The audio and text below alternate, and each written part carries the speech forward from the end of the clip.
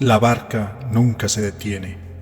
Es el único camino entre lo que fue y lo que es para siempre. En este silencio solo hay una verdad. Los muertos hablan y yo escucho. Algunas almas murmuran secretos, otras gritan su dolor. Esta es una de esas voces que se aferran al olvido. Escuche con cuidado, porque en estas aguas hasta la verdad puede mentir. En un rincón olvidado de México de los 90, donde el polvo se levantaba con cada brisa y los secretos se tejían en el aire como telarañas, vivía una pequeña niña. Su nombre se ha perdido en el tiempo, pero su espíritu inquieto, su hambre insaciable por lo desconocido, la hacía destacar. No le atraían los juegos de canicas ni las muñecas. Su mundo era el de las sombras. Los susurros del viento y las leyendas que contaban los viejos al caer la tarde. Fantasmas. La Llorona. El chupacabras. Todo ese folclor que daba color al lienzo de su pequeño pueblo era el alimento de su curiosidad. Una noche, el silencio que acostumbraba a abrazar esas calles se rompió de golpe. Los perros de toda la cuadra, como si un hilo invisible los uniera, comenzaron a ladrar y aullar al unísono. No era el ladrido habitual a un gato o a un extraño. Era un lamento primario, desesperado y un coro de terror que erizaba la piel. La niña, asomada por la ventana, los vio moverse de forma errática, chocando contra las paredes de los patios, algunos incluso mordiéndose la propia piel en un frenesí de pánico. Con la voz apenas un susurro, le preguntó a su abuela: ¿por qué hacen eso? ¿Por qué actúan con tanta desesperación y miedo? La abuela, con una mirada en los ojos que reflejaba un saber antiguo y pesado, le respondió con un tono que no admitía réplica: no preguntes, niña, es algo que no quieres saber. La curiosidad de la pequeña se debatió con el respeto hacia su abuela, y por esa vez la dejó pasar. Pero la semilla de la duda ya estaba sembrada. Días después, el fenómeno se repitió. Esta vez fue en las horas más profundas de la madrugada. Los mismos aullidos, los mismos ladridos desgarradores, el mismo corretear frenético en los patios y en la calle, teñido de un dolor que parecía arrancarles el alma. La niña, desvelada por el horror, observó de nuevo el macabro ballet canino. A la mañana siguiente, con el recuerdo aún fresco del terror nocturno, intentó compartir su experiencia con sus amigos de la escuela, pero la inocencia de su relato fue recibida con burlas crueles. ¡Ja, ja! La niña loca, la niña de los perros, la niña que llora, resonaban en el patio de juegos. El estigma de lo inexplicable se pegaba a ella como la tierra al calzado. Esa misma tarde, herida y frustrada por el trato de sus compañeros, la niña buscó consuelo y respuestas en casa de su abuela, quien vivía en las orillas del pueblo, donde el aire era más denso y los secretos parecían flotar con más libertad. «Abuela», dijo con voz quebrada, «los niños se burlan de mí porque les conté lo de los perros». La abuela, visiblemente molesta e irritada por la insistencia de un tema tabú, repitió con firmeza: «Niña, no preguntes esas cosas, no quieres saber por qué». Pero esta vez, la niña insistió con una energía renovada, casi un desafío. La abuela, sin embargo, nuevamente la ignoró, una pared inquebrantable de silencio.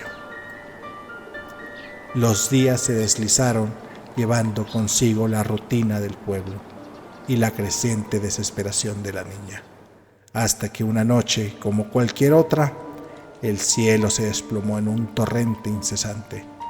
La lluvia golpeaba con furia los techos de lámina, creando una sinfonía ensordecedora que envolvía todo. Llovió desde muy temprano y el mundo se redujo al golpeteo constante del agua. De repente, la lluvia cesó.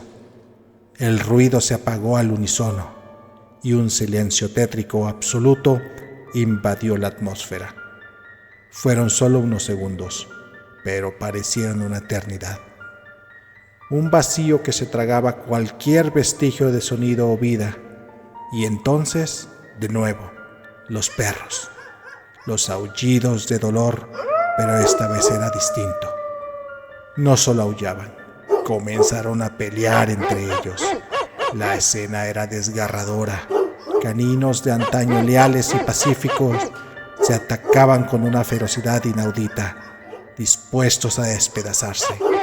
El aire se llenó de gruñidos, ladridos de agonía y el chasquido de dientes desgarrando la piel de los otros. A la mañana siguiente, el pueblo fue testigo de las consecuencias. Varios dueños sacaban a las calles los restos mutilados de lo que había sido el resultado de aquel fenómeno macabro.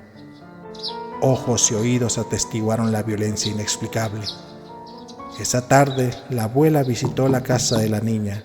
La madre, preocupada, le había pedido que hiciera una limpia, sintiendo la perturbación en el ambiente. Cuando la niña habló con su abuela, sus palabras brotaron con una mezcla de terror y validación. Abuela, ahora sí me crees, ¿verdad? Es eso, no lo veo, pero sé que está ahí. Siento que me mira, pero no sé qué es ni de dónde viene.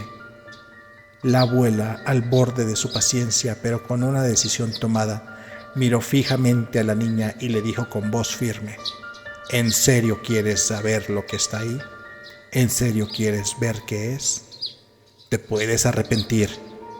No sabemos qué es lo que los perros ven, pero solo a través de sus ojos podrás verlo.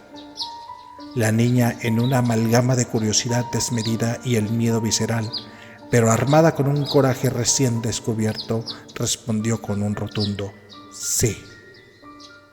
La abuela suspiró, una exhalación pesada que parecía cargar siglos de advertencias ignoradas. «Acompáñame», dijo. Bajaron al patio donde el perro de la familia, visiblemente afectado por los errores de los últimos días, yacía encogido. La abuela tomó suavemente la cabeza del animal y pasó sus dedos por sus ojos, limpiándolos con un gesto antiguo.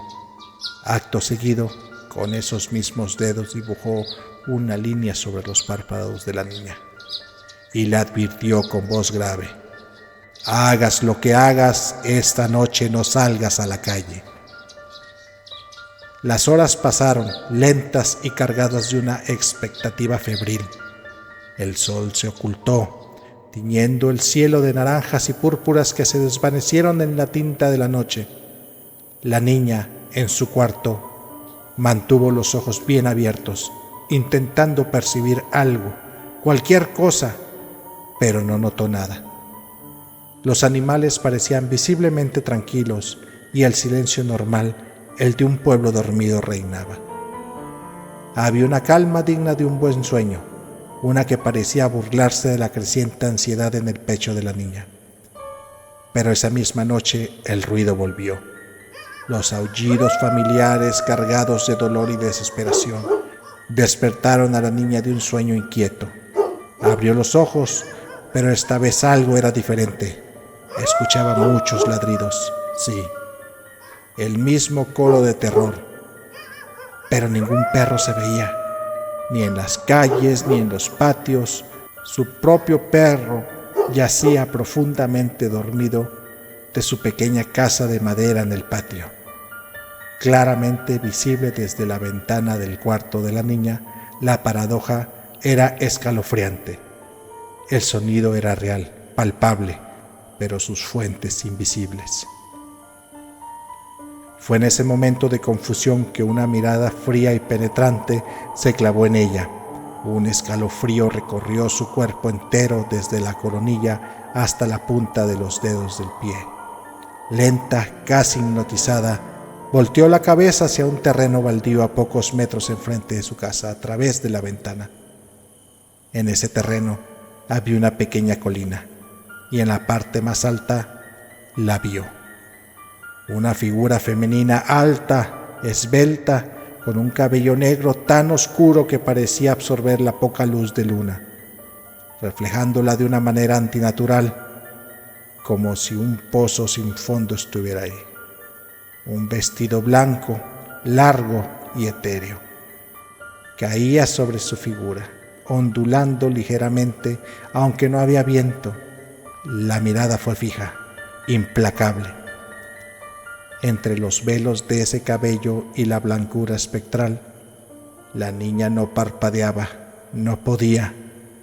Era una criatura, una entidad que no se movía, permanecía inerte, una estatua de terror. La niña no daba crédito a estar viendo eso con sus propios ojos. Su mente luchaba por procesar lo imposible.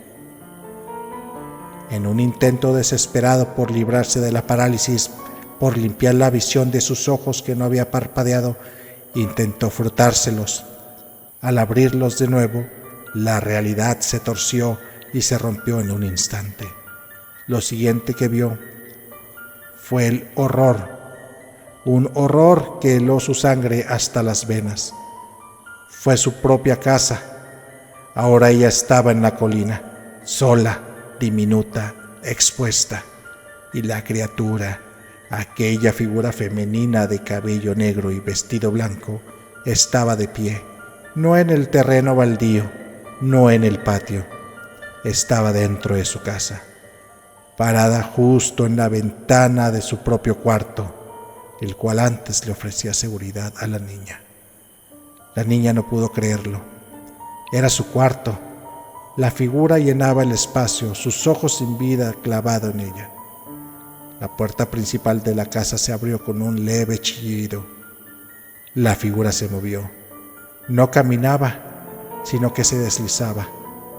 Una bruma tangible que se alargaba y retorcía mientras cruzaba el umbral hacia la calle. Su mirada nunca se apartó de la niña. Un terror primitivo se apoderó de cada fibra de su ser. Quiso gritar, pero su garganta estaba sellada por el pánico. Quiso correr, pero sus piernas eran de plomo. La criatura, con una lentitud exasperante, comenzó a ascender esa pequeña colina. No había sonido de pasos, solo el tenue crujido de la grava bajo su vestido blanco, casi como de un susurro fantasmal. El aire alrededor se volvió gélido y la niña sintió como su aliento se condensaba en el aire frío. Aunque era una noche cálida, no era una amenaza física. No había garras, no había dientes. Era la pura e insoportable presencia de lo antinatural. El miedo no la paralizaba, la consumía.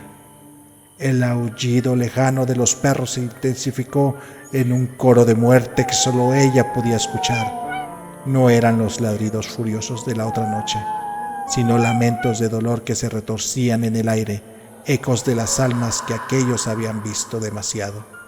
La niña sintió las líneas invisibles en sus párpados, el regalo de su abuela, la visión que ahora era su condena. No había escapatoria, no había nadie que la pudiera ayudar. Sus padres dormían, ajenos a la criatura que ahora salía de su propio hogar. La figura se detuvo a pocos pasos.